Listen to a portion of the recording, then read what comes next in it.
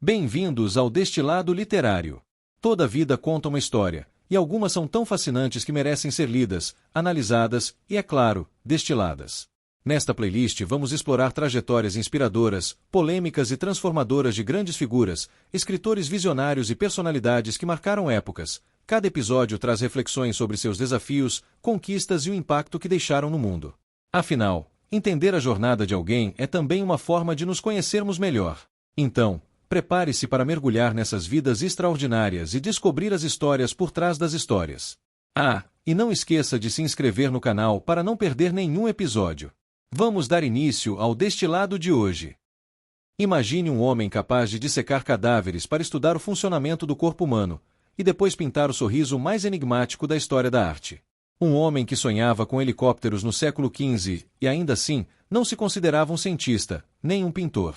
Leonardo da Vinci foi muito mais do que um gênio. Foi uma mente inquieta que buscou, a vida inteira, compreender os segredos da natureza, da alma humana e do próprio universo.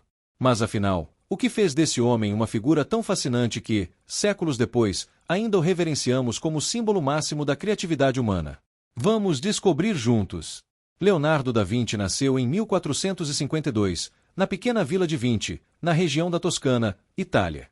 Filho ilegítimo de um tabelião com uma camponesa, sua origem fora do casamento impediu que seguisse o caminho tradicional de estudo nas universidades da época, o que, ironicamente, o libertou para trilhar uma jornada própria, guiada não por dogmas, mas por uma curiosidade insaciável. Desde cedo, o jovem Leonardo mostrava fascínio por observar o mundo ao seu redor. Ele era do tipo que se encantava com o movimento da água, o bater das asas de um pássaro, o formato das nuvens ou o modo como a luz atravessava uma folha. Era como se enxergasse poesia onde os outros viam apenas rotina. Isaacson nos apresenta esse lado sensível e observador de Leonardo com riqueza e humanidade. Seu olhar não era apenas artístico, era analítico, intuitivo, profundamente conectado à natureza. Imagine um garoto que passava horas desenhando redemoinhos em riachos ou estudando como as sombras se formavam no chão de pedra. Essa atenção minuciosa ao detalhe, quase obsessiva, seria a base de tudo o que viria depois. Ao se mudar para Florença, tornou-se aprendiz no ateliê de Andrea del Verrocchio, onde aprendeu a dominar a pintura, escultura e engenharia. Em uma passagem emblemática, Leonardo pintou um anjo com tanta delicadeza e técnica que, dizem, Verrocchio nunca mais quis pegar num pincel. Mais do que uma anedota, essa história revela o surgimento de um gênio que já superava os mestres. Mas Leonardo não era um artista comum. Quando, anos mais tarde, escreveu uma carta ao Duque de Milão oferecendo seus serviços, não mencionou suas habilidades como pintor senão no final. Antes, apresentou-se como engenheiro militar, projetista de pontes, canais, armamentos e máquinas. Essa inversão de prioridades nos mostra um ponto essencial. Leonardo não se via como um artista ou cientista. Ele era, acima de tudo, um explorador da realidade. E aqui temos um primeiro respiro importante. Leonardo não separava arte e ciência. Ele habitava o espaço entre as duas. Era ao mesmo tempo o homem que desenhava máquinas voadoras e aquele que buscava capturar o mistério de um sorriso. Para pintar a Mona Lisa, ele estudou a anatomia dos músculos faciais, os efeitos da luz sobre a pele, a forma como o olho humano percebe tons e sombras. A obra não nasceu apenas da inspiração, nasceu da investigação. Durante seu tempo em Milão, sob o mecenato dos Sforza, ele projetou mecanismos hidráulicos, engenhocas de guerra e espetáculos teatrais. Mas também iniciou uma de suas maiores obras, A Última Ceia. Isaacson revela que a dramaticidade dessa pintura não se deve apenas à composição ou técnica, mas à profunda compreensão que Leonardo tinha das emoções humanas. Ele estudava os gestos das pessoas nas ruas, observava discussões e reencontros, tentando capturar o instante exato em que uma emoção se manifesta. Essa busca se espalhava por todas as suas páginas de caderno, mais de 7.000 delas que sobreviveram ao tempo. Ali, Leonardo fazia perguntas como: por que o céu é azul? Como a língua do pica-pau funciona? De onde vem a emoção no rosto humano?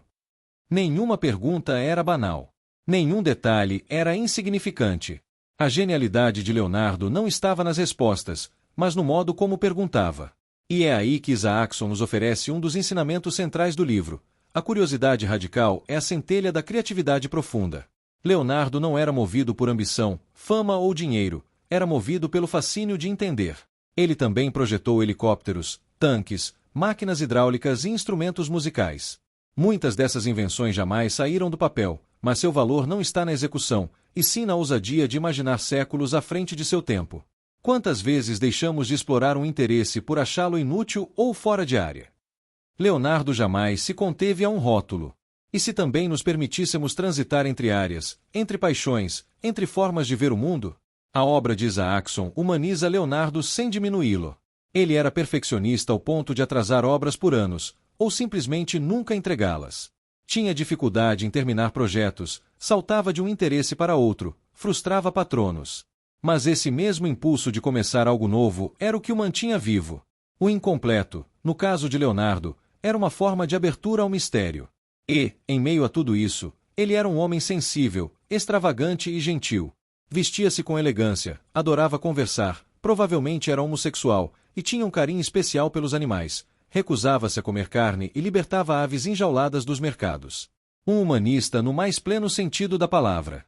Já idoso, vivendo na França sob o patrocínio do rei Francisco I, Leonardo escrevia com a mesma intensidade. Estudava o coração humano, desenhava engrenagens, meditava sobre a alma. Sua última assinatura conhecida foi discípulo da experiência. Essa frase resume sua filosofia de vida.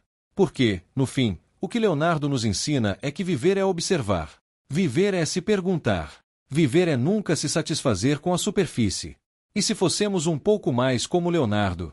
E se, em vez de nos limitarmos a um rótulo, engenheiro, artista, contador, professor, nos permitíssemos explorar os mistérios da vida com olhos atentos e mente aberta? A história de Leonardo nos convida a reaprender a olhar e a não temer sermos múltiplos. Se você gosta de vídeos assim, deixe seu like para fortalecer o canal e ative o sininho para não perder os próximos. Aqui a gente destila não só livros, mas maneiras de enxergar o mundo com outros olhos. Leonardo da Vinci foi um homem do Renascimento, e mais do que isso, um homem que renasceu em cada descoberta. Ao terminar esse vídeo, talvez você sinta vontade de voltar a observar o céu, uma folha, o rosto de alguém, com mais atenção, com mais fascínio. Leonardo continue nos inspirando a sermos mais curiosos, mais ousados, mais humanos. O que mais você percebeu nessa figura tão rica? Boa leitura!